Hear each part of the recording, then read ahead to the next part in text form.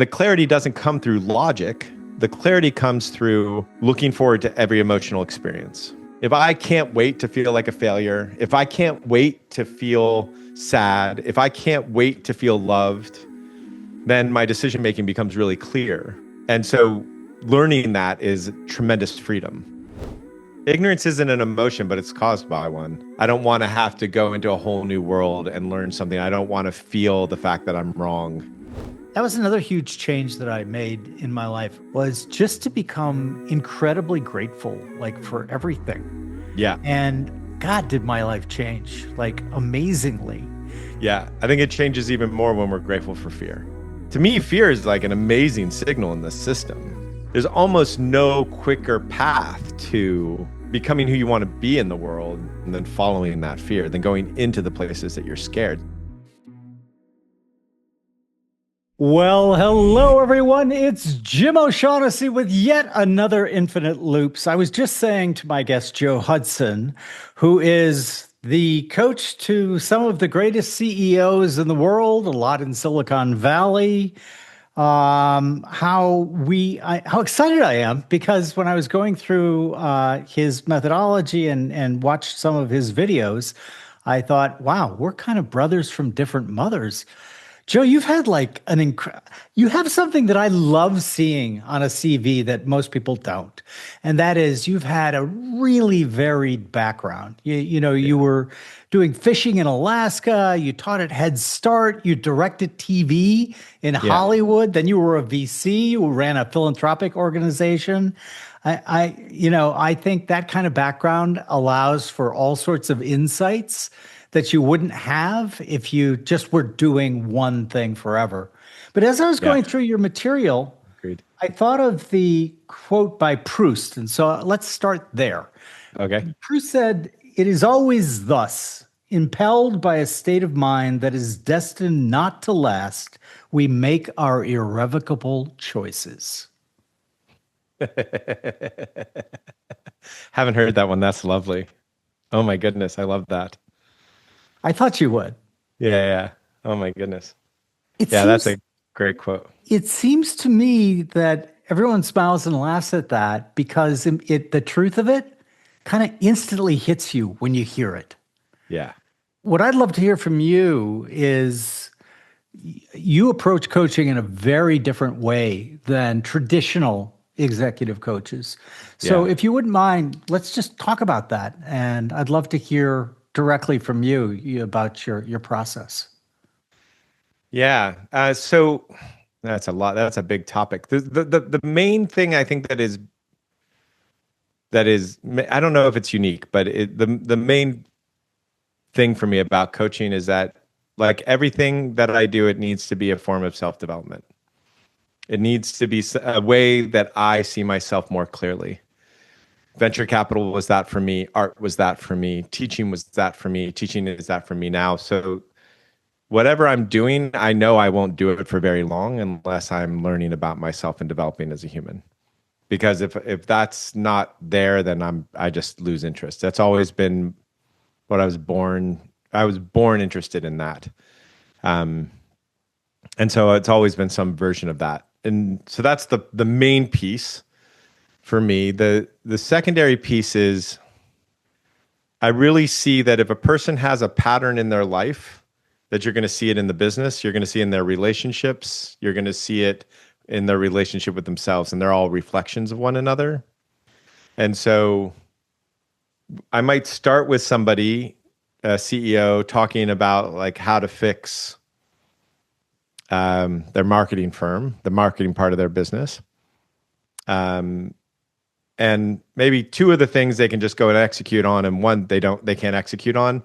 And that's immediately where we're going to delve deeper into, okay, what's the perspective issue that is always going to be changing, that if we look at more deeply, we can see the pattern that's holding them back. And typically when you find those patterns and you unlock them, it doesn't just unlock the marketing firm, it unlocks everything. So for instance, today I was working with a CEO having a hard time owning his wants. If you have a hard time really feeling and owning your wants, you're probably not going to be great at accountability.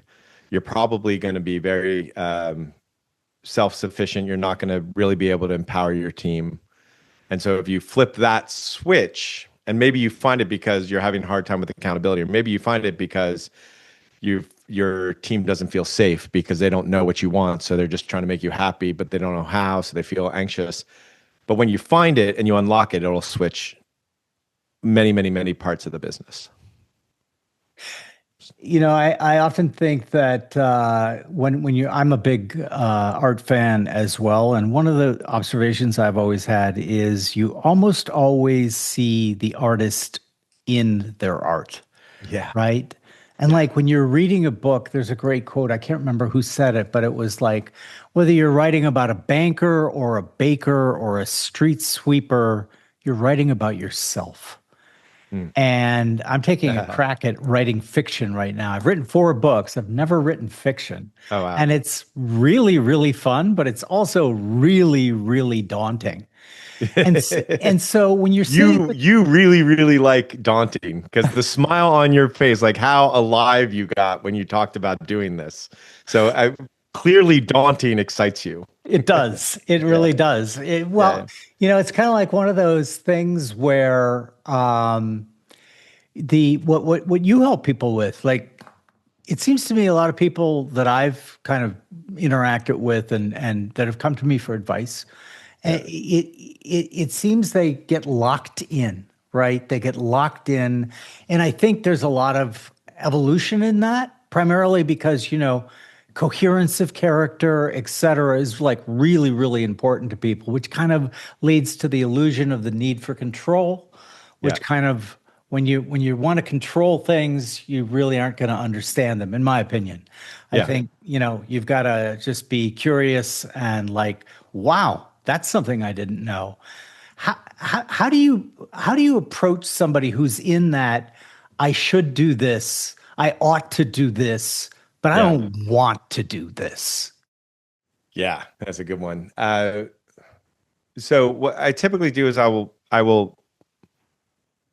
take a look at the 10 things in their lives that they've wanted to have change for a decade that hasn't changed. And I'll point out that all of those are shoulds. Oh, that's really cool. And so I'll point out how should is a version of shame, obligation, which actually creates stagnation. And so it's just a really ineffective way of actually getting what you want. Shoulding yourself just doesn't work. And you don't need to be a scientist. You can just look at your 3-year-old or your 5-year-old and say, you should do that, and then see how they react. No. And so whenever we use that kind of force with ourselves or others, it's like the cheapest, dirtiest fuel that you can use. So why not use more efficient fuel? And wants are far more efficient fuel. So then the next thing that you have to then approach with them is, okay, but if I just did what I wanted, I'll just lay on the couch and drink beer all day. And so I'll propose the following experiment. I'll say, look, well, let's find out if that's true. Let's take a week and you do only what you want to do. Don't do anything that you don't want to do. And I did that experiment myself, and they all come across the same thing that I came across at some point. And for me, it was, I was in the kitchen looking at a trash can. I do not want to take out the trash. I also did not want to smell the trash. So here I am. I'm only going to do what I want to do, but I don't want to take out the trash, and I don't want to smell the trash. And I literally sat there perplexed for more minutes than I would like to count, going, well, what do I do? Because I'm not doing anything I don't want to do. And I realized that the enjoyment of something is part what you're doing, but it's part how you're doing it. And so the question came to me, how do I want to take out the trash? Or how do I want to live with the smell? And I was like, oh, I want to take out the trash. I don't want to live with that smell. And so then how do I want to do that in a way I'm going to actually enjoy? And then that flipped the narration. Because what happens when your brain is saying, this is the thing I want, this is the thing I don't want, we're in binary thinking, which is very fear-based. So oftentimes the question is, well, I don't want to work out. Okay, cool. I should work out. Okay, well, if you had to work out in a way you wanted to, what would that look like? And then that opens up the mind to wonder and possibility that before was always just a very, you know, A or B situation, which never works. Yeah, I say all the time, to the point of people pointing out to me saying, Jim, will you just stop saying that? I mean, we get it. But like, I think one of our big problems is that we are deterministic thinkers, either or, yes, no, black, white, but Yeah. we're living in a probabilistic world. Yeah. And then I usually tag on hilarity or tragedy often ensue. And Right. and it seems weird to me, Well played, right? Jim. Nice. It seems weird to me that we have these kind of unwritten game rules. Are you a fan of Robert Anton Wilson? I don't know who that is. Oh, I think you'd love him. Yeah. Going through your stuff, I can highly recommend all of his work. I'd start with Prometheus Unbound and Quantum Psychology. I think you'd really enjoy what he does. Essentially, his idea is that we all live in a world of unwritten game rules. Like if you've never played poker, right? And you start to play poker, Totally, right? I get it. Yeah. Yeah. The beautiful. And so are those game rules kind of controlling us and getting us into this deterministic line of thought? Is it just because that's the way we evolved? I mean, like, what's the key? So to me, the thing that the bigger mistake is thinking that it's logical and not emotional. And so if you look at the decision-making apparatus in our neurology, it happens mostly in the emotional center of our brain. There's some that happens pre-emotional center, and that's the nervous system, like the way we jump away from a snake. Mm-hmm. But generally, our decision-making patterns happen in the brain. And if you take that part of their brain, you damage it, they cease to make decisions, even though their IQ stays the same. So, you know, it'll take them a half an hour to decide what color pen to use. And so their life falls apart because they can't make decisions, because we're actually making emotional decisions. And what that means is we're making a decision because we want to feel one way or another. We're switching on our phone because we don't want to feel away or because we want to feel away. We are having that cigarette because we want to feel away or not feel away. We're productive because we want to feel away. And so if you think about your life as how many things have you done to feel loved or to not feel like a failure or to feel like you're contributing or to not feel scared or afraid, you can start seeing like, oh, wow, all my decisions are made this way. And I think that's the part that's unseen. And so how that particularly pertains to what you were saying is that what I notice is when people go into fear, and they might not even be aware of it, but a couple of things happen to our decision-making apparatus. The first one is we do black and white thinking. The second thing we do is we have a false end. And that's a really important one. So we think, if I do that, I might get fired. But we don't think what happens after we get fired. Right? So, and then the other thing is even if you think I have to make a decision, there's fear in play. Today, you've made 1,000 choices. We're not going to call them decisions, but they all happen naturally. If you go, oh my gosh, I have to really make a decision here, you're already scared of the consequences. So you're already in the game, and the emotion is already running the show.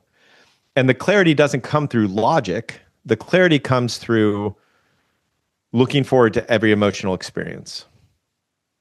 If I can't wait to feel like a failure, if I can't wait to feel sad, if I can't wait to feel loved, then my decision making becomes really clear.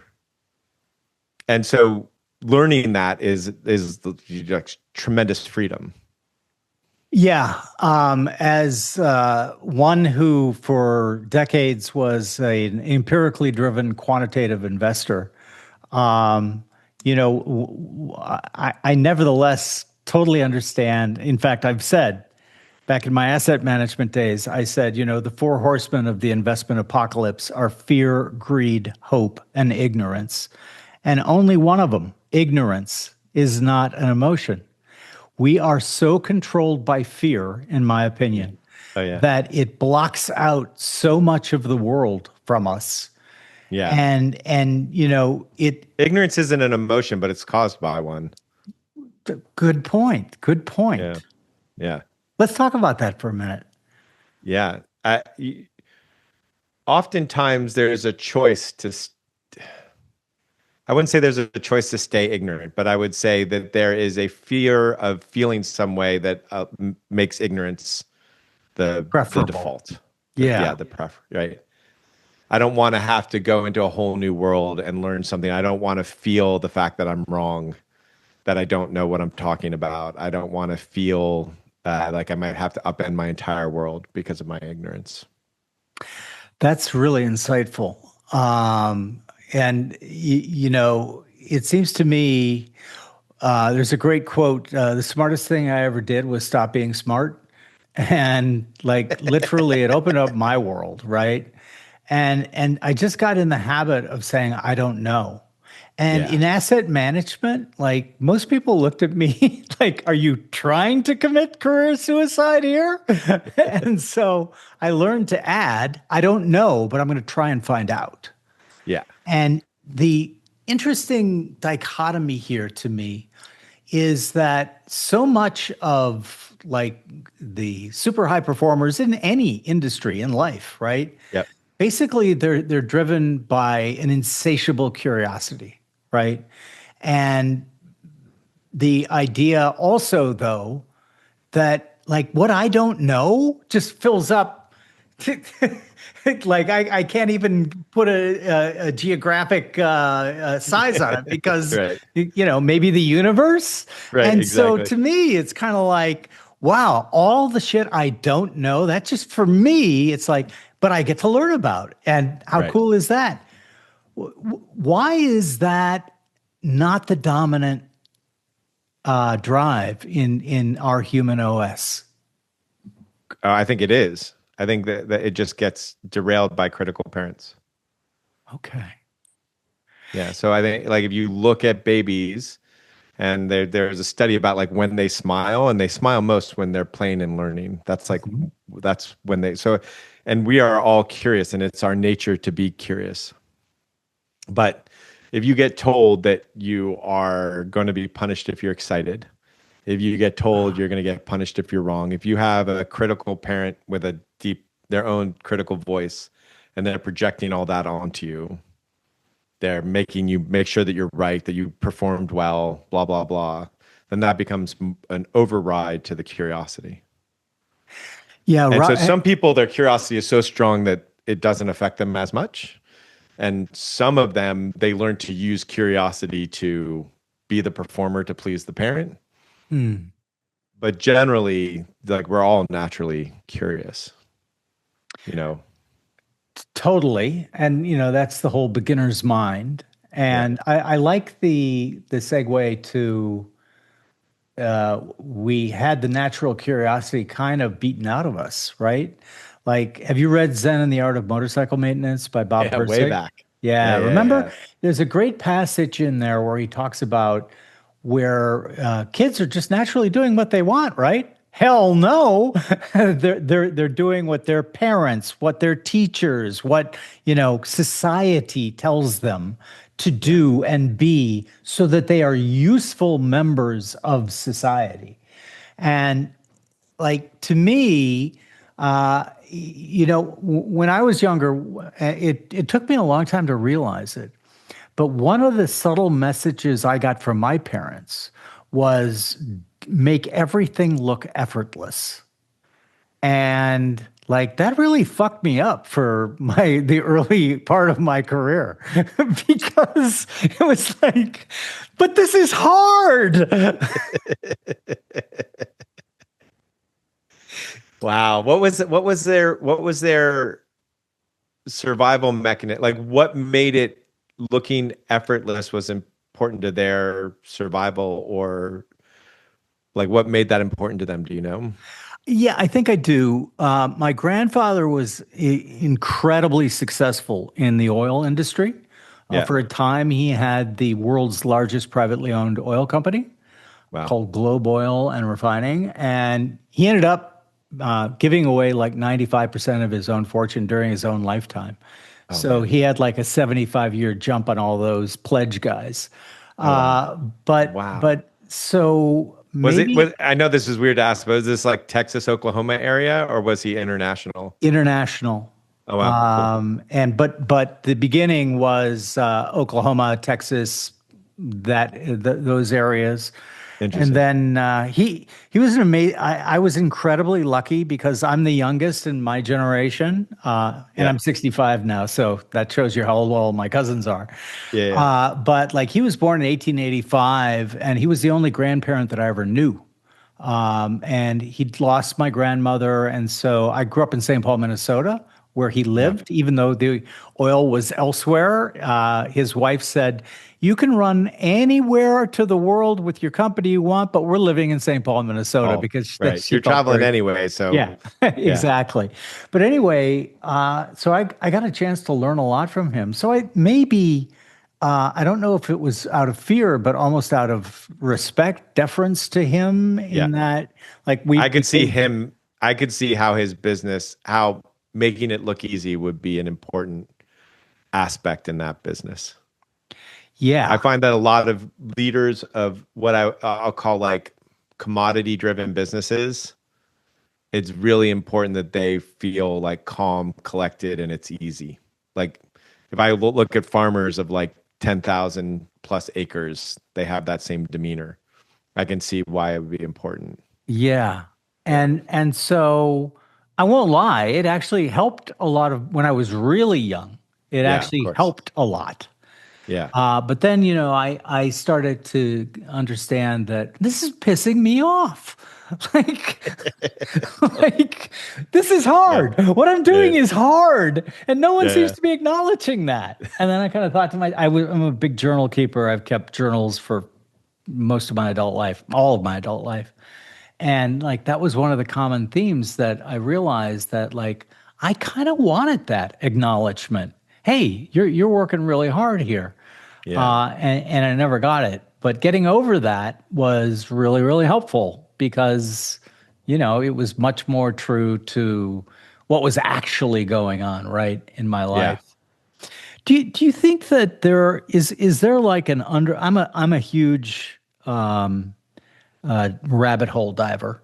And Yeah. and one of the things that we have an internal AI at O'Shaughnessy Ventures, Yeah. and we're doing in silica A/B tests.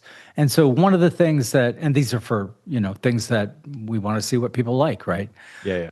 And one of the first group of these sims that we developed, we all developed them on various ocean scores from the Big Five. Yeah. Do you think there is a commonality between the people that you're coaching? Is there an underlying like pattern to the behavior? Yeah. So first of all, let's geek out. If you want a rabbit hole, let's geek out on the big five for a second. Sure. So the idea behind the big five, at least at one point, was that here are these five metrics that are supposed to stay consistent through a person's lifetime, their adult lifetime. O of ocean is open, closed. C is conscientious. E is introvert, Ex- extrovert. I think it's yeah, extrovert. Yeah. Yeah, extrovert. Agreeable, and neurotic. And so they know that psychedelics actually change the openness score over time. We have our week-long program, we change neuroses by almost a standard deviation 3 months after the retreat is finished. Wow. So the first thing I'd say about the ocean scores, and my experience personally, is that some of those things do change. They're prone not to. They're kind of the more entrenched pieces, but they do change. And so I just want to say that because a lot of people, when they listen to the ocean, they think that this is this part of me that can't be changed. And there's even, if I recall correctly, there's even studies that are, women in general are more agreeable than men, but I am confident that there are some cultures where that is not true. So, and I haven't seen the studies that actually have looked culturally to see if some of these things that are very true in some areas aren't true in other areas. So with all that said, what I've seen is that it's more of like as far as what Ocean scores, it depends on the type of business. So, for instance, tech entrepreneurs almost always score high on openness. They're thinking about something that most people don't think are possible, that they think is going to be possible. That requires a pretty high openness. But if I'm dealing with CEOs who are, commodity-based manufacturers, there's no consistency in openness at all. And so I think that there's, if I'm dealing with hedge fund managers, more openness generally, especially the ones who are at the top of the, not running like one revenue stream of a hedge fund, but like actually thinking about the whole thing. And then there's usually like, so for instance, in a hedge fund, typically there's the person who's like creative ideas, and then the person who basically hedges the bet or sizes the bet. There's the bet thinker and the sizer of the bet, and that they have different, aspects. So there's a lot of ways to think about it that way. As far as like across all, and there's definitely more or less neurotic. I do notice that the neurotic CEOs don't last as long. Like, I just want to cash out usually is a higher neurotic score than the ones who are like, Teledyne, I'm going to be here forever. Harry Singleton, and then like this, I'm doing my life's work, and why would I cash out? This is what I'm here to do, which is probably your grandfather, it sounds like. And so the neurosis score kind of tells you how quickly they're going to duck out if they're going to cash out. And then typically those folks then burn out for 2 to 5 years in their pajamas and beat themselves up for not doing the next thing. Like I'm sure you have a couple dozen friends who fall into that category. Yep. And so that's more about neuroses. The one thing that I see that kills almost all CEOs, except for, there's one that there's kind of an exception, but it's agreeable. They can't be highly agreeable. Most CEOs can't be highly agreeable because you're going to have to piss off people. You can't be too conflict avoidant and be successful. You will blow up at some point. And so most CEOs are not highly agreeable. That would be one of the ones that I would say.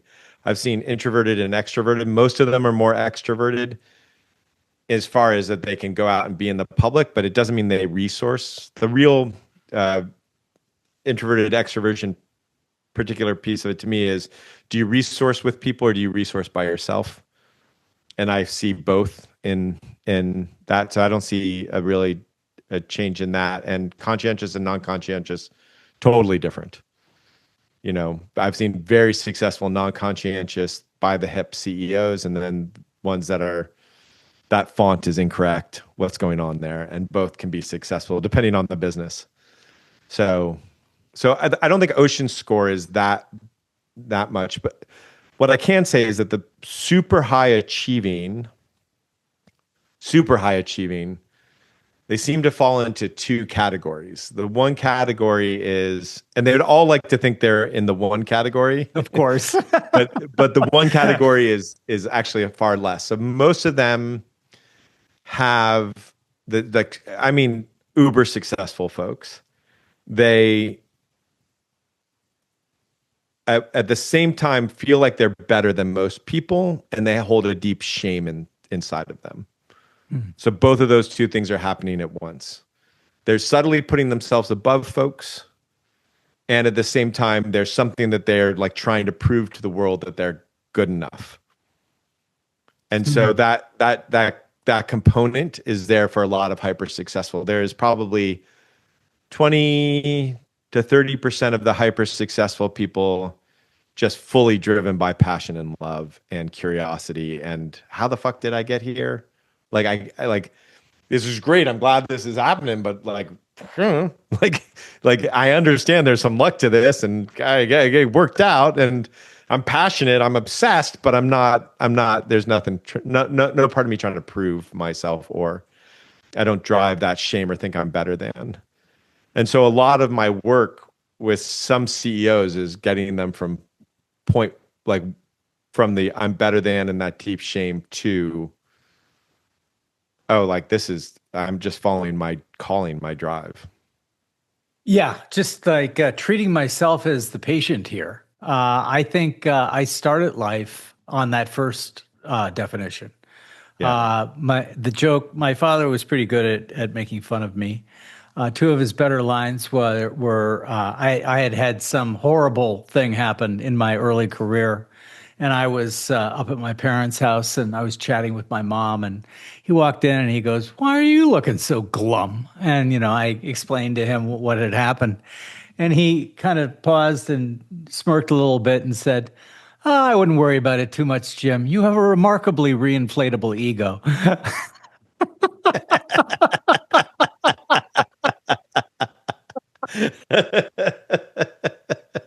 And then another one of his lines was, he goes, and this is when I was a kid. He was like, "Jim, have you ever heard of what they call an inferiority complex?" And I went, "No, Daddy. What is that?" He explained it to me. And I went, "Why are you telling me this, Dad?" He goes, "Well, Jim, because I think you have a superiority Already complex." complex.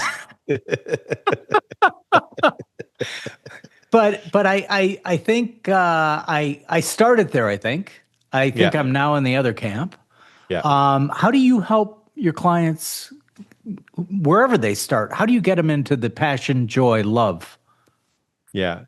So I see the way I work with the human system is that I think about it as three centers. You could call it the head, heart, gut center. You could call it the prefrontal cortex, the nervous system, and the emotional center of the brain. Lots of ways to think about it, but it's generally the three things that drive us is the nervous system response, the emotional response, and the intellectual response. And so intellectually, um, the trick is to see through the personalness. Like the move is to see that it isn't about you. Um, and so most of the pain, if you look at somebody who's like deeply depressed or deeply narcissistic or has borderline personality, the more sick in most realms we get psychologically, we're just thinking about ourselves more and more and more and more and more and more and more. And if you look at whether it's human development scales or the Buddhist awakening scales or Christ consciousness or whatever, any kind of deep healing, excuse me, um, often comes through seeing through the self, seeing that you are one with everything, or seeing that the problem that you think you have, you're not going to have in 10 years. It's like any way that gives you space away from the self creates a lot of healing. And by extension, space from any thought that you have, meaning, oh, that's a thought, that's not me. Oh, look at that thought. It doesn't mean I'm a bad person because I have that thought. It's just a thought. Look at that thing. And so that's what you do in the head state of mind, right? And then the heart, the emotional center of the brain, the work is to learn how to invite and love all the emotional experiences, because most of the time when we're putting ourselves above, it's to protect ourselves emotionally. If I judge you, it's because I'm trying not to feel something. I'm trying not to feel a part of myself, and I'm trying not to feel part of you. So anytime I'm putting myself above somebody, it's a protection mechanism to not feel an emotional experience. So it's an invitation into feeling all of the feelings that come up if you can't make yourself better than the other person. And typically that means feeling into shame, which is this stagnation, emotion that stagnates deeply. And so if you think about shame, it's, you're a little kid on a couch. This is my favorite, somewhat, somewhat, irreverent example. You're sitting on a couch, you're a little kid, you're with your aunts and you fart and the aunts laugh. You're going to keep on farting. It's free, right? If you sit on the couch and you fart and your aunts shame you, you're going to hold it in. And so that shame is designed to make you stop crying, stop getting angry, stop being yourself. On some level, stop being just naturally who you are. And And so you have to really work on that shame to be able to see through that. And then on the nervous system level, it's all about being under attack. Typically, somebody in that situation is constantly looking for the attack because a lot of the attack is coming from their own thoughts, their own self-critical head talking to them. Why didn't you do that? Why'd you're so stupid? And so it's really about learning how to allow the nervous system to feel pleasure, to not always be in a state of attack. And so the more that you allow the nervous system to feel pleasure, the more you learn to love and experience all these emotions that seem like they're hard, but they're actually not hard. They're just the resistance to them is hard. And then to see through the sense of self or see through your thoughts, especially the negative self-talk, the voice in your head, then that's basically what moves people. The one of the tricks that I learned a while back was I started when I was facing something that was particularly vexing me. I would start asking myself and writing. I think writing by hand is a really important thing because it engages different parts of the brain. Yeah. There's a lot of studies on that, by the way. Yeah. And Newberg is I think he had the enlightened brain or something like that. And he talks about free form writing and how that's, yeah. But one of the questions that I would ask myself was, what would a disinterested observer think about this situation? And what would he or she say to me? Yeah. And it really, really worked for me. But then I brought it up to my wife. We were having an argument about something. And I said, well, honey, let's look. What do you think a disinterested observer? And she got so mad at me. I bet she did. She was like, what the fuck are you talking about? This is about me and you. What do you mean are you saying you're a disinterested observer? No. How long ago was this? Was this when you were still in the like better than place? It was probably at the transition point. I was doing a lot of, fear or anger rather is fear's watchdog, I think. And so like another thing was when I was younger, I was a very emotional person. And one of the things through experience, I was like back to the never let them see you sweat, don't make everything look easy. I realized that for, maybe most of my 20s, I was repressing the hell out of anger, out of frustration, out of all of those things. Led me to, are you familiar with the work of John Sarno? I am. It's been a while. Yeah, he's the mind-body guy. Yeah, okay, right. He was a doctor here in New York at NYU Rehabilitation Medicine, and he was pissed off that he wasn't helping anybody. Like at that time, I think it was in the 50s or 60s, most of the complaints that came in were like back pain, things like that. And I do know his work. Absolutely, yeah. Right? So he realized, you know what? This has nothing to do with the physical structure of these people's bodies. This is all somatic. But everyone hates the word psychosomatic, right? Yeah. And so his books really unlocked it for me because like when I read them, I'm like, oh, holy shit, I'm on every page of this book. Right. Totally. And then, as I continued to be really interested in that and how we embody or we suppress a lot of these things, and it takes a toll on us, on our bodies in particular, because what Sarno said basically was when you repress, especially anger and rage, and he also has shame on there. Yeah. The real you, has to express it somehow. So how does it express it? Through physical problems with your body. And negative self-talk. And they reinforce each other, right? Yep. And so this is when I guess I was in my 30s, and I woke up one morning with a frozen neck. And people who are just listening to us and not watching won't see me do this, but I couldn't move my neck any more than this, and I'm only moving it like a degree or two here. Yeah. And so I did what everyone does. I went to all the doctors. They gave me the cortisone shots. nothing worked. One guy Yeah. put me in traction, and Yeah. like I'm sitting there in pain because it was a closet traction system. So I had to Yeah. put a chair in between my closet. My wife came in and just started laughing at me. And so anyway, I'm at the bookstore and I find Sarno's book, Mind Over Back Pain. Yeah. And the first time I read it, like I'm really not kidding you, I was so disgusted, I literally threw the book across the room. And I was like, Well, that your is the first expression of anger. yeah, Congratulations. exactly. Well, I came to understand that. That's very intuitive of you Yeah. because, like, I'm like, that is such bullshit. This guy is just, he has no idea what he's talking about it. And then, like, I thought, oh, you know what? I better read it again. By the seventh time I'd read it, I saw myself on every page, and guess what happened? My back or my neck pain Yeah. completely disappeared.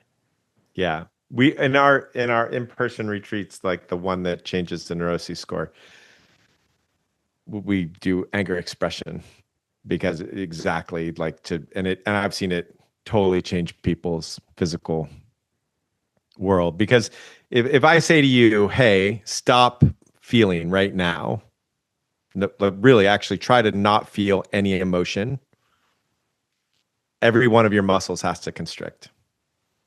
So if I am not living with with anger, then I'm constantly constricting.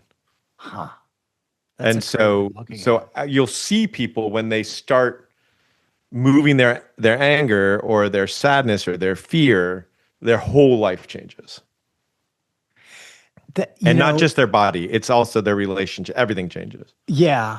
Yeah. And one of the things as I was reading your work was you're really good at micro expressions, body language, Hmm. etc.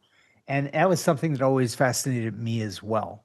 Yeah. And talk to us a little bit about how do you help people kind of see that in themselves? Yeah.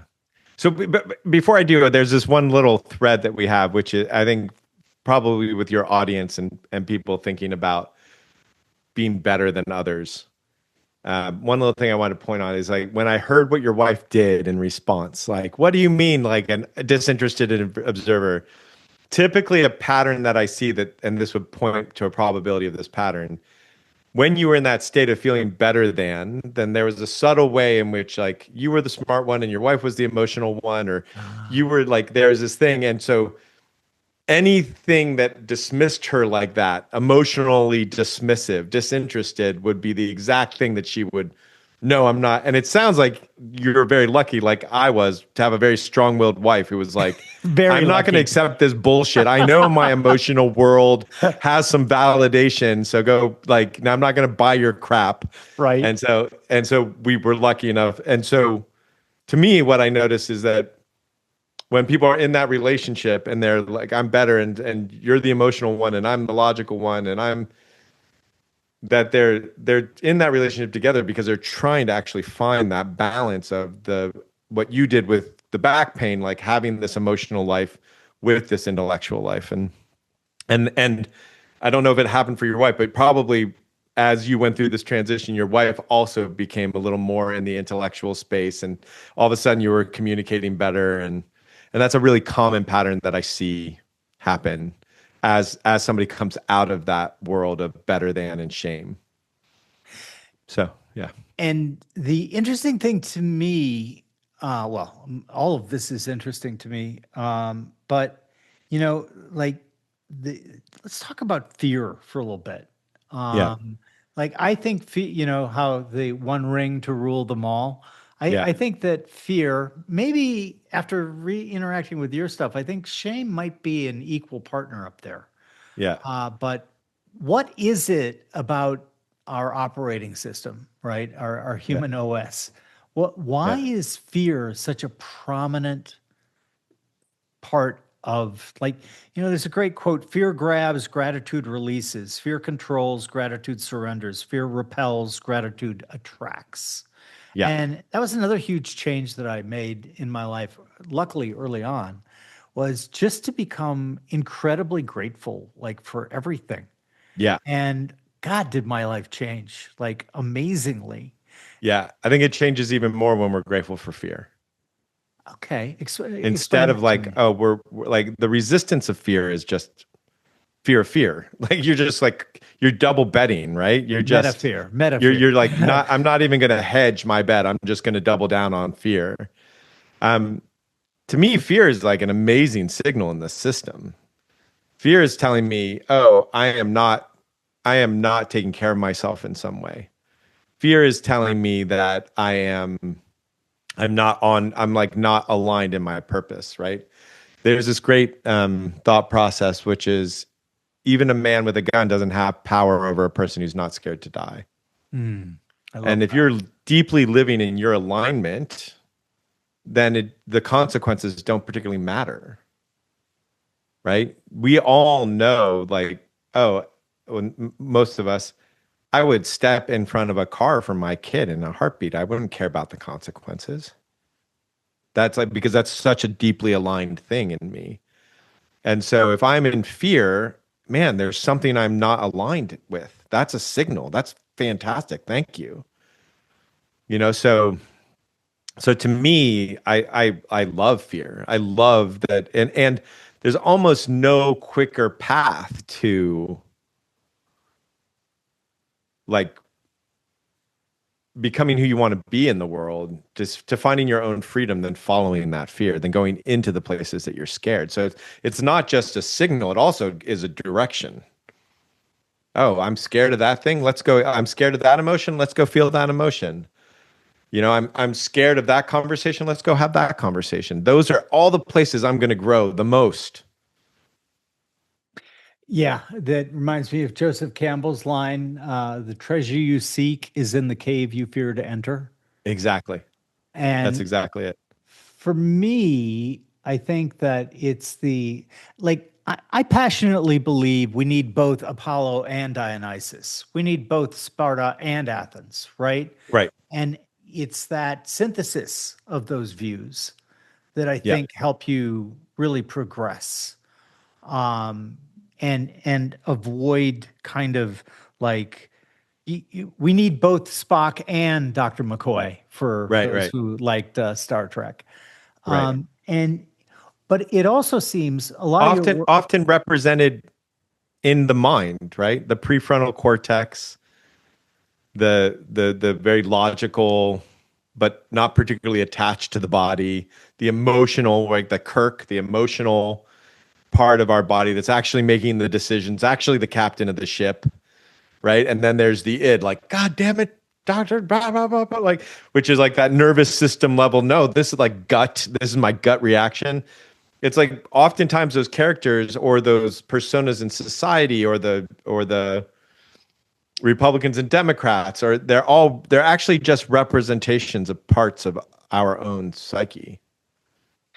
My friend Roy Sutherland says that the prefrontal cortex thinks it's the boss, but it's actually the press office. The boss is the emotional part of your brain.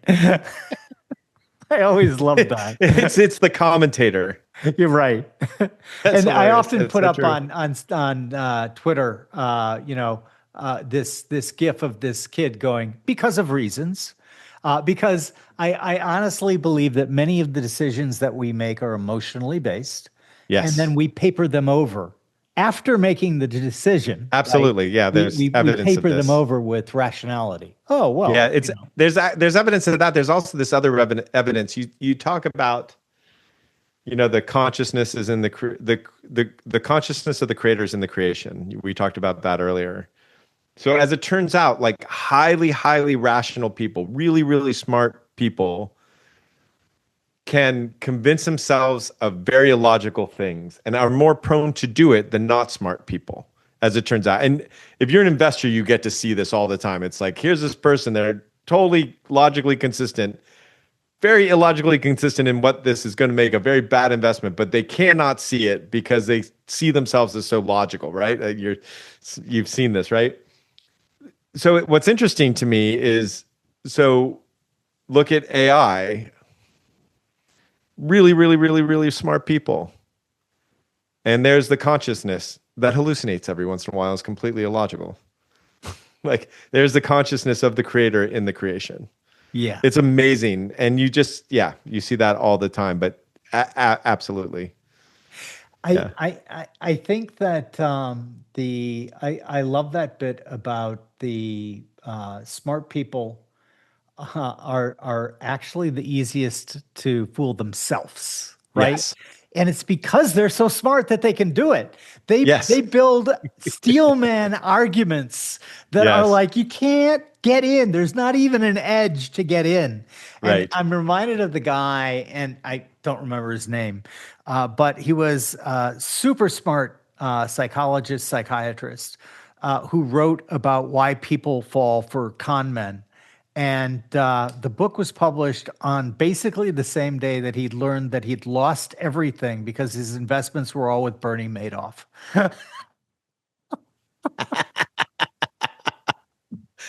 Oh, he even knew it on some level. He He even knew had it on to, some level. right? He had to, right? Because Peter Drucker, I'm not like much, I'm not a big read management books, but one Yeah. of Peter Drucker's books is great, and it's called Adventures of a Bystander.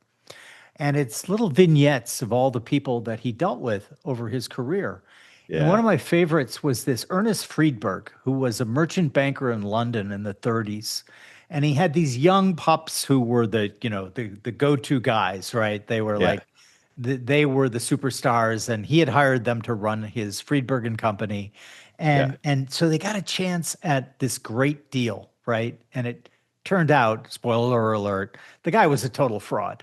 Yeah. But everyone in the city was investing with this guy. They were just delighted that they got a chance to invest with this guy.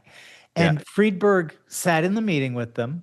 And at the end of it, they were like, how much should we put in? Like, can we do the whole max? And he goes, Yeah. we're not putting a dime in. That guy's a fraud. And frankly, young men, I'm really shocked that you don't know that. And they're like taken aback. And they're like, what do you mean? And he goes, that man knew the answer to every question. No honest man does. And later, of course, it turned out that the guy was a total fraud. Fraud. And so, how much of that do you like see in your work? Because you're obviously you're dealing with the right half of the bell curve here, right? And these are Yeah. super bright, ambitious people. Yeah. How do you deal with when you see, oh, they've logicked They've themselves like, into a logic box that they can't escape from? yeah. So that's a great question. There's a couple things. First of all, I solve the problems that people want to solve with them. Like I help people solve the problems that they think they have, not the ones that I think they have. Mm. So what I notice about the human system is that the more we refine, the more sensitive we are, the less that we are willing to accept. Hmm. So I understand myself a little bit more. Therefore, I'm more sensitive. Therefore, I won't put up with more behaviors. I'm not going to put up with somebody lying to me, or I'm not going to put up with me lying to myself. So typically, I want to meet the person where they are and work on what they want to work on, because their intelligence of where they should go next and what's motivating them is they understand themselves more than I ever can on some level. Just like the Bernie Madoff guy, he knew something. My job is just to get him in touch with that knowing. It isn't to tell him what I know. And so in that process, I don't really care where they're blinding themselves, because I know eventually if they keep on doing the work, they will run into that and go, oh, okay, wait, no, this is where I'm. And sometimes I'll say, oh, I noticed that thing over there. My thesis is X. And if I'm right, you'll see Y in the next couple months, years. And then when it happens, there's some trust that's been built and they're like, what else do you see? And so there might be something like that happens, but I don't need that to happen. I'm just interested in following them. And so that's a really big part of the work I do. And then the other piece is that if I see something where they're mentally blocked, I just usually go to one of the other centers. I'll go to the emotions or I'll go to the nervous system, because just like the Madoff guy, I can't, but he actually called himself Madoff. I never thought about that. Right. I know. I love it. Ridiculous. is Snidely that whiplash. exactly, exactly. I'm John E. Scam Artist. Uh, I'm Joe Jail. exactly. Uh, so, uh, is that the heart knows, like something in him knew, right? So I'll just say, let's move away from the mind for a second. What is your like? Let's work on the nervous system. Let's work on the emotions, because to some degree, if that person knew, he was very smart, writing about con men, knew the Madoff thing on some level, because if he was working on it, most likely the reason he didn't admit it to himself is because he didn't want to have that feeling of being wrong or whatever it is. And so if he had made friends with the feeling of being wrong, if he had said, oh, wow, being wrong isn't bad if I don't resist it. Being wrong is a signal. Being wrong is actually something that allows me to have more freedom if I allow it, then the whole thing wouldn't have happened. So typically that's the other thing, is just get some of the other intelligences on board, not just the mental intelligence. I think that the study is something like we get like less than 20 bits of information from the brain in a second, but we get like 40,000 bits of information from the body. That we have nervous system, many brains in the gut and in the heart, and so there's other information. You see it if a professional basketball player isn't thinking when they're playing. There's a whole nother way of considering, and so just bring them into that. And that one of the pioneers in explaining that was a woman named Candace Pert, who wrote a book called Molecules of Emotion. And she basically, she was a biologist, and Ah, she identified that when a strong emotion hit us, right, literally a cascade of neuropeptides go yeah. throughout the entire body. Oh yeah. And that the challenge, like the Proust quote that I read to you at the beginning of our chat, is to like wait the 90 seconds for those to clear. And as Right. you put it, just, oh, that's an interesting emotion. Yeah. One of the things that I did was I gave them colors. Ah, yeah. And it was like, oh, I'm seeing red. Okay, why? I wonder why. Why am I so pissed off? Like, what could Yeah. it be? Contentment and happiness was yellow, and I won't go through my entire system, Right. but I definitely think that the tripart way of looking at it is super important. What do you do with the client who's resistant, who's like, yeah, no, fuck you, we're gonna keep I this? don't work with them. Oh, good for you. Okay, great. That Yeah. No. I like I have X amount of bandwidth, Yeah. and I'm gonna go where I'm gonna have the biggest impact. What's And funny so, is Sarno did the same thing. ah, He because he was a medical doctor, right? And he right. was all about, okay, here's my thesis, my hypothesis. I want to test it, see what the results are, see if it's confirmed or Yeah. negated, etc.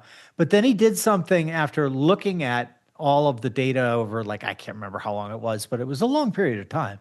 And he made the decision, I am only going to treat patients who accept that it could be a problem that they're having with emotions rather than a physical problem.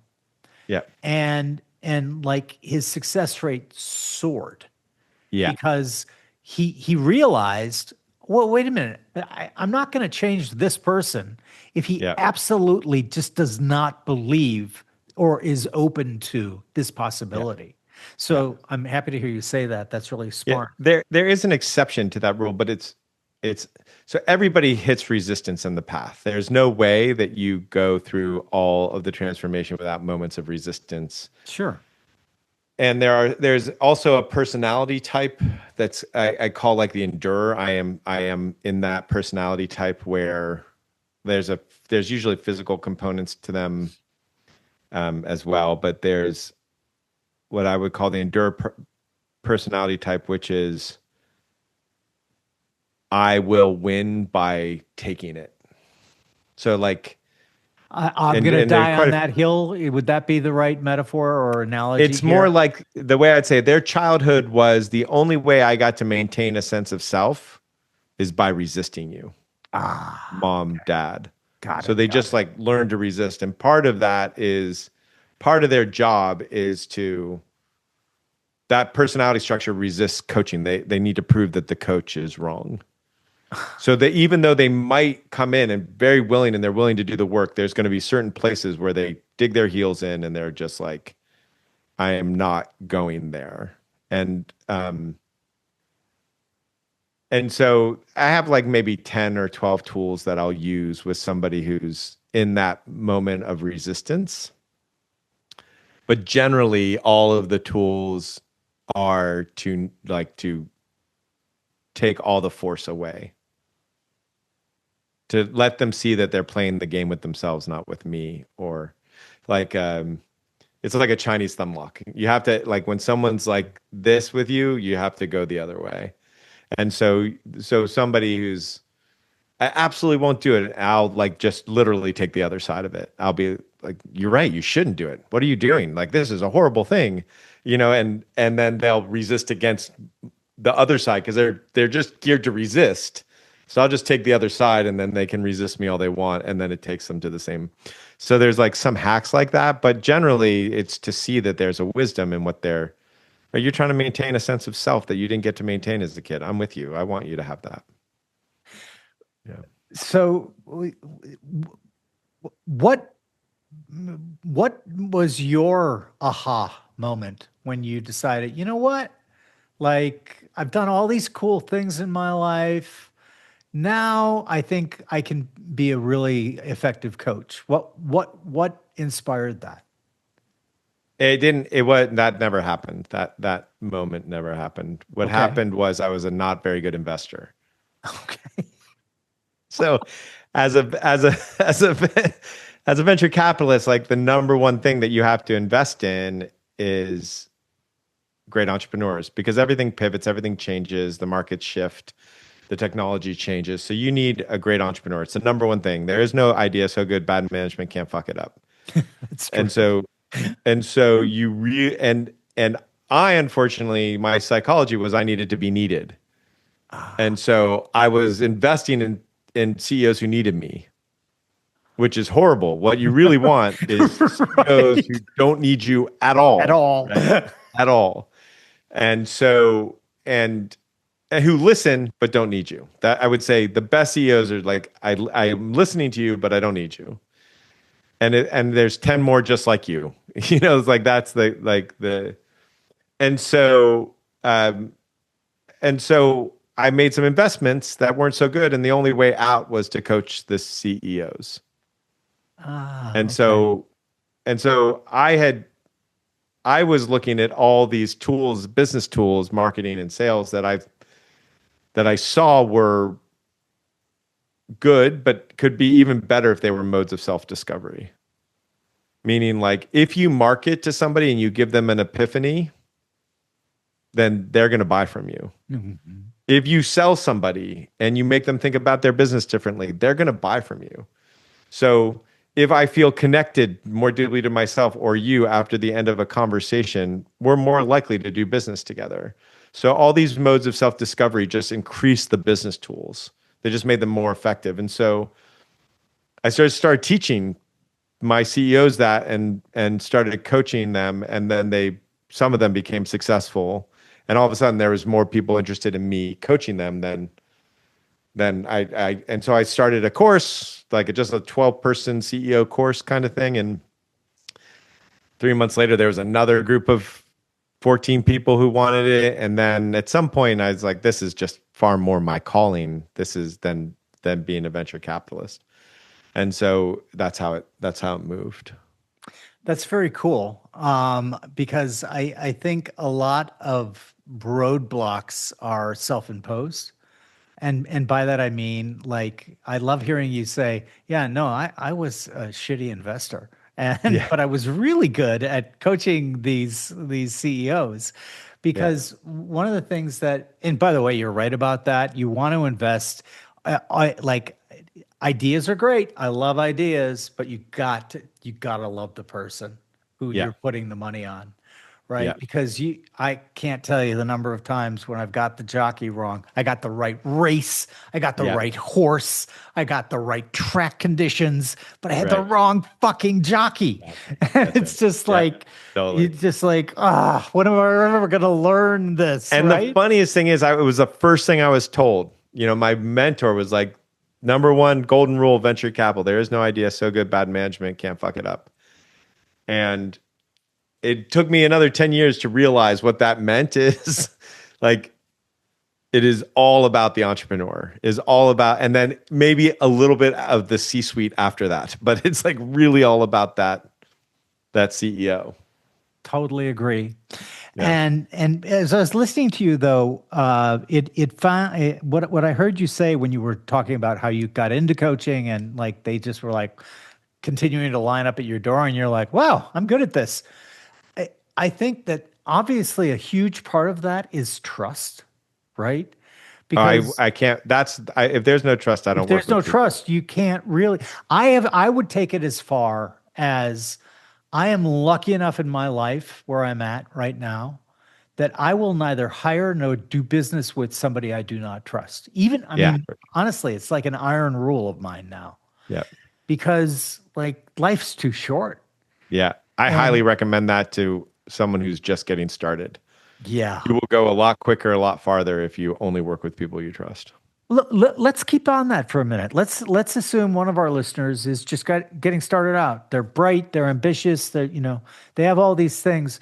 What other advice would you give or things for them to contemplate to help them avoid a lot of the heartache? Yeah. Any pattern you have in your business that lasts over 3 months is a personal internal pattern. Any negative pattern you have in your business is an internal pattern. And if you work on either the external or the internal, but preferably both at the same time, you have an opportunity to fix your business and to have a better relationship with yourself. That would be one of the things that I would say. Yeah, only work with, in every, the one excuse you never want to make is, I'm not working with somebody great because. Ah, Always work with great people. Yeah. And there'll be 1,000 reasons not to. And I don't know any of them that have ever paid off for more than like a 3 or 6 month run, right? Like any kind of long-term relationship, if you're not with great people, the downside is so tremendous compared to the upside of going through whatever mayhem you have to go through to get that great person.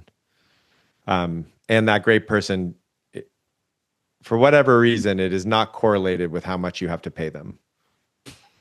that it's so interesting that you say that. That is so true, and it took me forever to figure Yes. that out. Yeah, that's a weird one, isn't it? It's Like, really weird. yeah. If you pay a lot, there's maybe a higher chance that you can find greatness. But yeah, but greatness doesn't have to be a it's pay the whole thing. correlation causation thing. Yeah. There are people who the incentive structure, like Charlie Munger always banged on about that, and he was right. Yeah. If you really want to understand something in business or in it, like in life, look Yeah. at the incentives that are in place. And one of the things that you just pointed out, it's not always money. As a matter of fact, it No. very rarely Rarely is is money. money. Yep. Like, Yeah, I was just talking to a guy who runs a hedge fund that's growing, and he said one of the things about my business is that everybody has the fuck you number, that when they make it, they're going to leave. And so retaining talent is a challenge. And I said, I absolutely disagree with you. If your people come to your hedge fund and they feel like they're better people at the end of the year, they'll stay. That their incentive, if the only way that that's true is if their incentive for being there is only money. And so 100% true. And you can have those, like I always point out to people that compounding works both ways, right? Everyone wants to talk about compounding. I've never thought about, hold on, I've never thought about that. So good. But you can negatively compound too. Oh my And gosh, that's so you got to good. think about that side of the equation. Oh yeah, that's so good. Because what you said to your hedge fund manager is absolutely true. when I figured that out and would hire people, and I still do it at the company today, I would say, listen, it'd be great if if this turns out to be your bag and you're with Yeah. us forever. But what I want from you is if you ever do leave here, you leave here in a frame of mind that you didn't have when you joined here. By that I mean that you learned something here, some insight about Yeah. yourself or about what drives you or whatever it happens to be. But Yeah. you're so right. If they're about the number, that's why those things drive me crazy because they're all over social media, right? What's your fuck you number? Yeah. Even what's the number? And Yeah. I hate that way of thinking Yeah. because like there is no number at least not for me. Like Yeah. I can't, I'm going to golf. My Right. wife would kill me. I don't have a number. I just have the objective of not being killed by my wife. Yeah, there you go.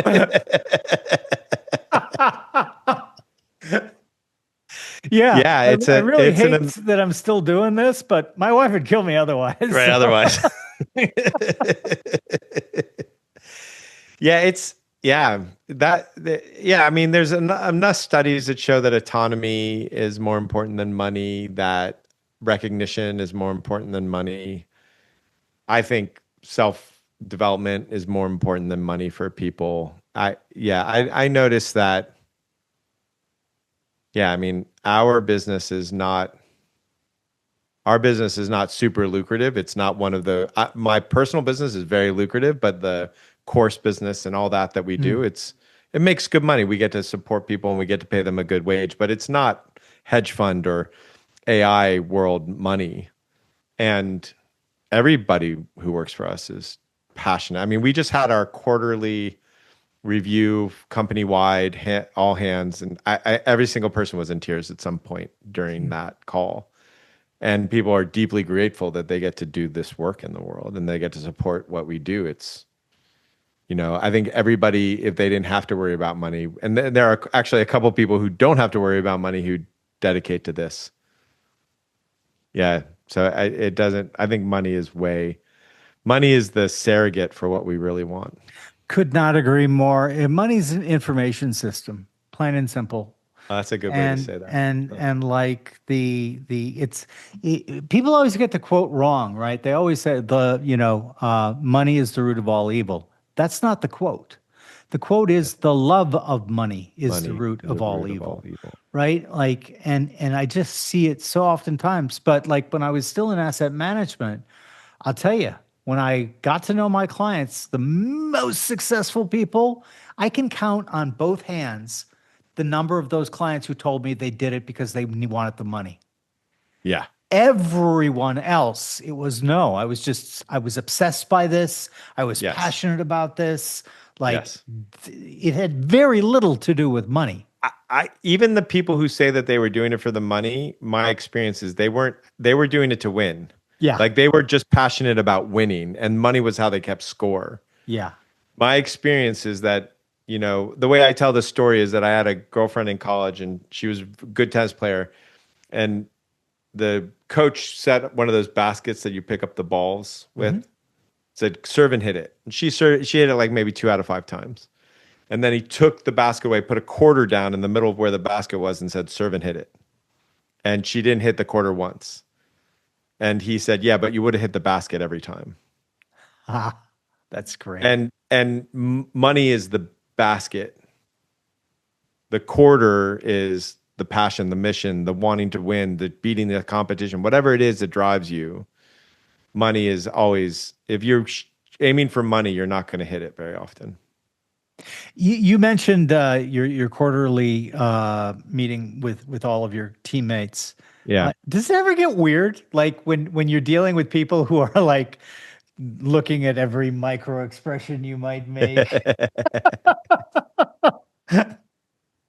So the number one thing that we teach, so if we have it's not on our website, but if somebody's been working with us for a while and they want to coach, we have a way that they can do that.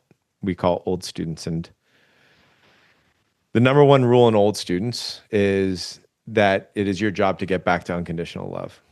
Mm.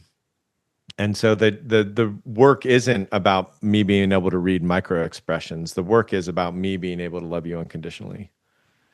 And so if the micro expressions are for manipulation or to read you or anything like that, and we never teach how to do that, that comes from knowing yourself. If you can get it other ways. You can train yourself into it, right? Or you can have an alcoholic father, and that helps to train you in it because you need to know exactly what's going on with that person. Buddhist monks also happen to be really great with micro expressions because they've just done the inner work, right? So if you do the inner work, that comes out. So we don't ever teach that. We teach everything as inner work. And the inner work is, how do I get back to unconditional love? Maybe I have to go get angry. Maybe I have to get sad. Maybe I have to like take apart my thoughts. Maybe I have to draw a boundary. Maybe I have to. There's maybe 1,000 things. But my job is, if I am working with you as a client, is to show up in unconditional love. That's a really interesting observation about Buddhist monks. I've been to a lot of monasteries, Buddhist monasteries. Yeah. And the reason I've been to a lot of them is because when I was 27 and visiting Hawaii with my wife, we walked into a Buddhist monastery, and I shit you not, like the vibe, the energy of the place was literally very different. Like Yeah. literally, I just relaxed. And I'm Yeah. like, okay, this is pretty cool. I want to Right. know more about that. And Bottle this for me. what I found so cool though was like just interacting with the monks. We're in Bhutan, same thing. Interacting with the monks, it's just like the most energizing experience, at least for me, Yeah. because like they're always laughing about everything, and it's just such a wonderful experience. It's So, the same in our business. We laugh in a meeting. There's got to be, like, in an hour meeting, there's got to be at least 10 to 15 minutes of laughter. we get along Yeah. because Yeah. exactly right. You know, Yeah. if I don't do buttoned up well, and Yeah. Neither do I. that lost me a lot of clients, to be fair, when, Yeah. when I was on Wall Street, Yeah. because it's just like, oh, come on, man. Right. And it gets back to money. It seems to me money is the last taboo, right? People will tell you all about their sex life and they'll everything else. I But have exactly that line. Money is the biggest taboo in our society because they'll tell you how they have sex, but they will not tell you about their credit card debt. yeah. And boy, did I learn that when we still took individual clients. We moved to institutional Yeah. and registered investment advisors. But in the early days of my first company, we took directly high net worth Gotcha. individuals. And literally, I after 5 years of doing that, I figured out, oh shit, my real job here is to be a psychiatrist and psychologist Oh yeah. because I won't work with clients like that. Meaning every client that I work with has to have a project that they're actively trying to make happen in the world. mm, So I won't work for, I get calls from, second generation wealth that are, summering in Aspen and wintering and whatever, Trustafarians. yeah. Or I mean, maybe they don't have a burning, they don't have something that will drive them through the discomfort. See, I have a thesis about that. And my Yeah. thesis about that is that a lot of those kids, their source of wealth is an irrevocable trust Yeah. and managed by others. And I think the message that is sending that child Yes. from the parents is, I don't trust you. I don't trust that you will make good choices. Yeah. So a lot of that I tease, but there's a serious issue there. And that serious issue is that person, basically the message they're getting from their parents is, Yeah. we value the money more than we value you. I think that is one of like several components to it. Yeah. I think that, Control. Oh yeah. yeah, Obviously I think there's a there's a lot more control to it. issue. Yeah, I agree. Some of the best I've ever seen I've gotten to spend time with multi-generational wealth. One of the best I've ever seen is you get into the you get the trust and you get your basically a relatively good standard of living.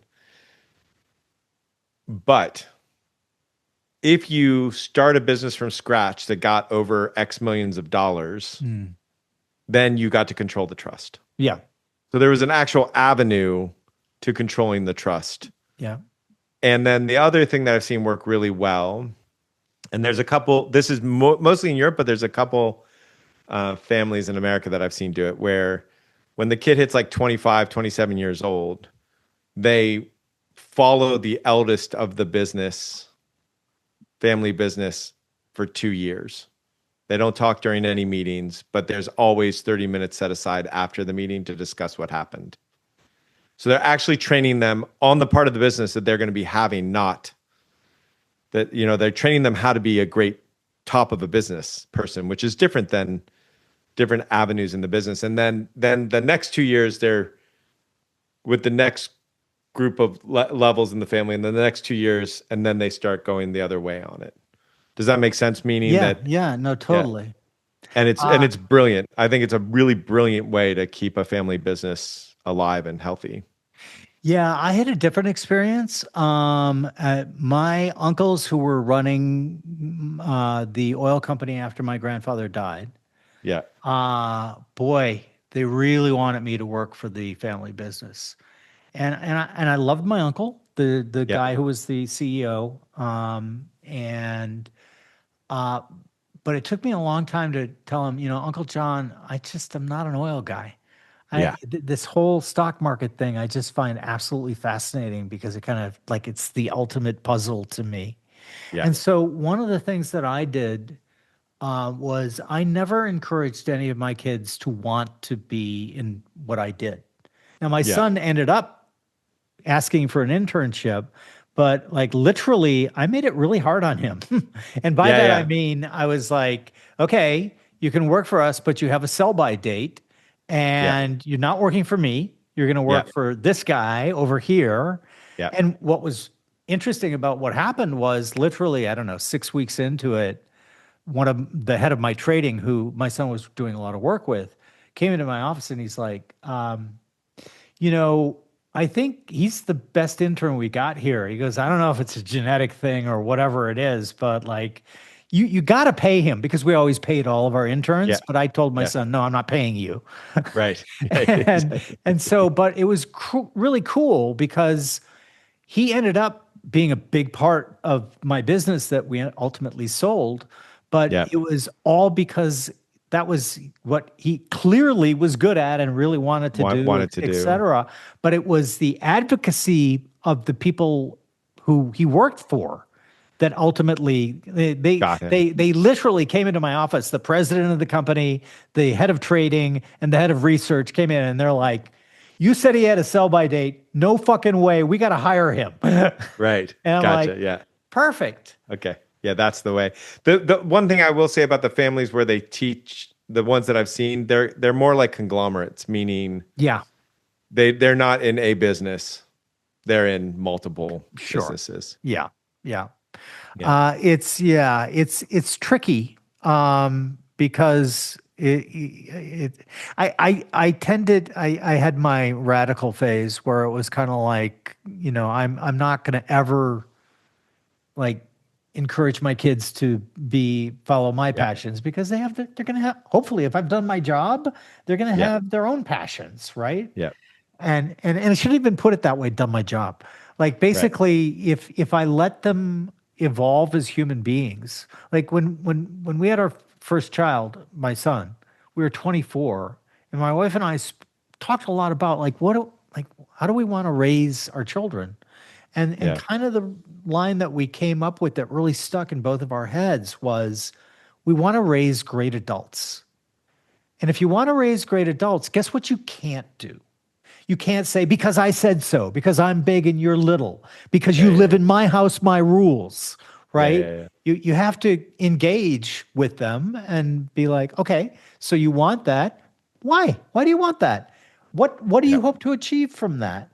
And it just worked better for us. So I think there's lots of like I used to be like the guy in Proof Rock's the love song of J. Alfred Prufrock, T.S. Eliot. I will come back. I shall tell you. I will convince you all. And then the other his respondent says, "That isn't what I meant at all." At all. Exactly. That's right. So Yeah, yeah. I think my number one. I feel like the number one job of a parent is to allow them to know that they're unconditionally loved, and then the second job I have experienced is to teach them how to listen to themselves. I love I that. don't want kids who listen to me. I want kids who listen to themselves. Yeah. And that was another thing, when you have that kind of desire, it sounds like we had similar goals. Like my kids used to come to me as their own personal Google. That's right. I love a lot, and if I read something, I can pretty much retain it. Yeah. But rather than tell them, we had a huge library, and I just pointed at it and said, "Look it up in there." Nice. And what's interesting, they really were unhappy with me when they were children, and I did that to them. But all three of my kids all point to that as saying, "Wow, thank you Yeah. for doing that." Yeah. Because in the course of looking up that Talleyrand was the French representative at the Congress of Vienna that ended the Napoleonic Wars, they learned of all this other cool stuff. Right. And Yeah. I wonder, what do you think about that? It's a little off coaching, but like one of the things that I thought was cool about like books and encyclopedias and stuff is you had to wade through a lot of different stuff to get what you were looking for. Now in Yeah. AI, you can just go, "Pop, pop, this is what I want, give it to me." Do you Right. think that is there a way to do that in our era? Yeah. So it's an interesting. That's a really great question. That I think there's two listening to yourselves part. One part is to actually be sensitive to like your whole body system, and I think that and then there's also the wandering, like the thing that you learn by wandering, and it's how important wandering is. And I think the tool of AI can help with both and can hurt with both. And just like the tool of social media or the tool of television or the tool of radio, they can educate you, they can expand your brain, and they can decrease your capacity. And it's really about how we use them. And and and eventually everybody figures out a way to use any kind of communication technology to be addictive. Yeah. So somebody will absolutely figure out how to make an addictive AI. I think, has the first chance of making. So addiction basically runs off of dopamine. Mm-hmm. Most modern addiction runs off of dopamine. I think that AI has a chance to start working on serotonin and oxytocin and like. Oh wait, sorry. Did I do that one wrong? Is it oxytocin? Yeah, oxytocin. I think that there's ways that we can interact. I think that if a lot of people had a chance to hang out in that Buddhist monastery a lot, they would. And I think they would pick that over People magazine. And so I think there's a way that AI that's talking to hundreds of millions of people a day now can speak to them potentially. There's a way that potentially that could speak to them the way the Dalai Lama would speak to them, or the way a great coach would, or the way somebody who's spent a lot of time developing their consciousness would. And so Amen. I think that we have that ability, and I think that has the capacity to be more compelling than the addictive version of AI that is doubtlessly going to be coming. 100% on that same page with you. I Yeah. think that there's a lot of reasons for it, but like the military guys say, like it's dual use. Yeah. A lot of things are dual use technologies, right? Yeah. You can, to be the geeky AI guy for a moment, you can maximize the objective function for revenue, or you can maximize the objective function for human flourishing. And guess what's going to happen, right? Both are going to I exist.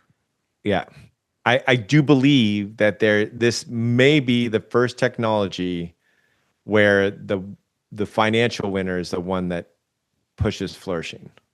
I I don't think there was a chance to do that for television or radio or internet or social media because there wasn't you couldn't control the response that you can now.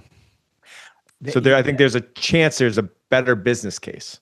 Our entire company, O'Shaughnessy Ventures, is a bet on that point of view. That's great. We definitely agree with you. Yeah. We think that there is, for the first time, we have a technology that what's the old joke about missionaries? They went to do good but did well. Yeah. I think that this now presents a business model that has never existed in the past. Yeah. And I 100% agree. Now, I think you're absolutely right saying that most people are going to use it to addict people to it. Yeah. But I think you can do well and do good at the same time with the whole serotonin model. Yeah. I do. Yeah. I think that might actually be more compelling than the addictive model. We'll see. Because what I notice is that like when people feel connected, like if you just look at this is what I'd say. You know the rat park experiments, right? Yep. So put a rat by themselves, they'll become addicted.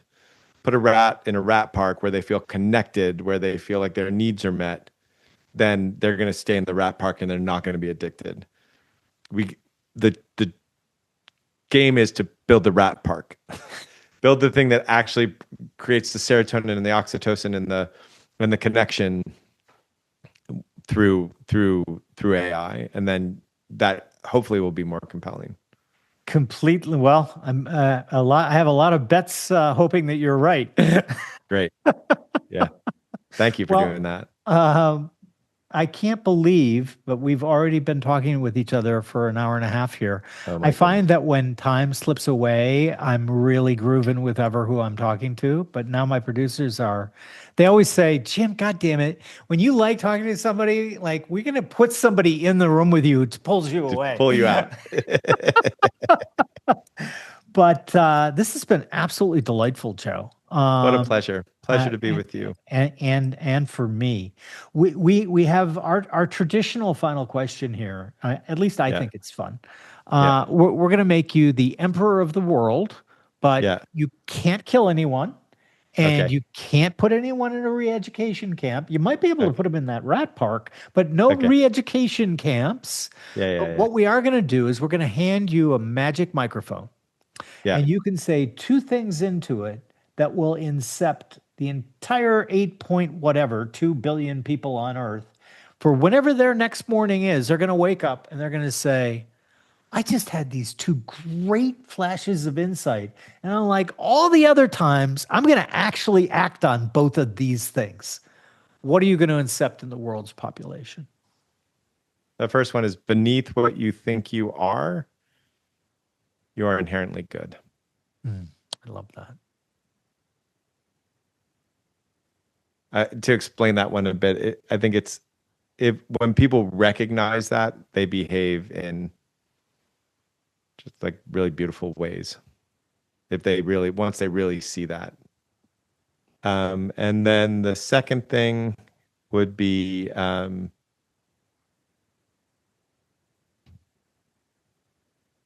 incept the whole world.